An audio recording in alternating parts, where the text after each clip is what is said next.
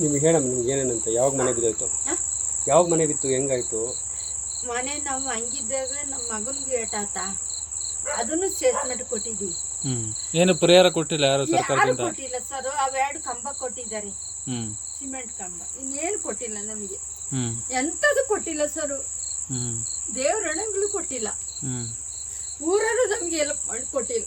ಹ್ಮ್ ನೋಡಿ ಫೋಟೋ ಹೊಡ್ಕೊಳ್ಳಿ. ಇದೇ ಮನೇಲಿ ಗ್ರಾಮ ಪಂಚಾಯತಿಯಿಂದ ಯಾರು ಬಂದಿಲ್ಲ, ಮತ್ತು ನಾಡ ಕಚೇರಿಯಿಂದ ಬಂದಿದ್ರಾ? ಇಲ್ಲ, ಯಾರು ಬಂದಿಲ್ಲ. ಯಾವತ್ತು ಮನೆ ಬಿದ್ದೋಗಿದೆ? 6 ತಿಂಗಳಲ್ಲಿ ಹೋಯ್ತು. ನನ್ನ ಆಧಾರ್ ಕಾರ್ಡ್ ಕೊಟ್ಟು ಸುಮಾರು ದಿವಸ ಆಗೋಯ್ತು. ನಾವು ಯಾರೂ ಬಂದಿಲ್ಲ. ನಮ್ಮ ದೊರೆ ಬಂದೋಗಿತ್ತು, ಹಸಿರು ದೊರೆ ಅಂತ. ಅವ್ರೊಂದು ಫೋಟೋ ತೆಗೆದು ನಿಮ್ಗೆ ಕಳಿಸಿರ್ಬೋದು.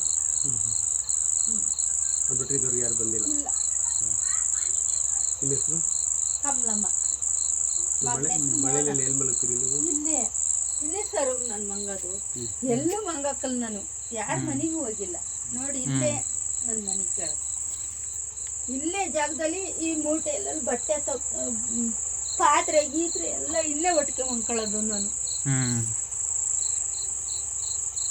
ಅಡಿಗೆಯಲ್ಲಿ ಮಾಡ್ಕೊಳ್ತೀರಿ? ಒಂದು 1000 ರೂಪಾಯಿನ ಟಾರ್ಪಲ್ ತಂದು ಮಾಡ್ಕೊಡ್ರಪ್ಪ ಅನ್ನೋತ್ತಿಗೆ ಮಾಡ್ಕೊಡ್ದಂಗೆ ಅರ್ಧಕ್ಕೆ ಹೋದ್ರು.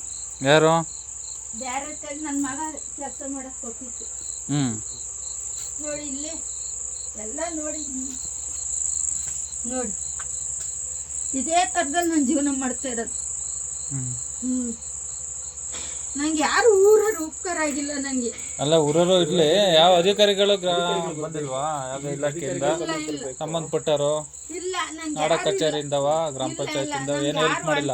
ಯಾರು ಇಲ್ಲ, ಅವರೆಲ್ಲ ಸತ್ತೋದ್ರು. ನಮ್ಮ ಭಾವ ಎಲ್ಲ ಸತ್ತೋದ್ರು. ಅದ್ ಬೇಡ ಇಲ್ವಾ? ಗ್ರಾಮ ಪಂಚಾಯತಿಯಿಂದ ಆಗ್ಲಿ ಏನು ಮಾಡ್ಕೊಟ್ಟಿಲ್ಲ. ಸೈಟ್ ನಿಮ್ದೇನ ಇದು? ನಂದೇ ಸೈಟ್. ನಿಮ್ಮ ಗದಿಗಪ್ಪ ಕಮಲಮ್ಮ. ಏನಂತ?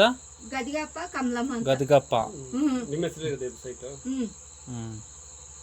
ಪಂಚಾಯತಿ ಕಂದಾಯ ಎಲ್ಲ ಕಟ್ಕೊಂಡ್ ಬಂದಿದ್ದೀರಾ? ಕಟ್ಟಿದೀವಿ. ಪಂಚಾಯತಿ ಐತಲ್ಲ ನಿಮ್ದು ಖಾತೆ ಎಲ್ಲವ?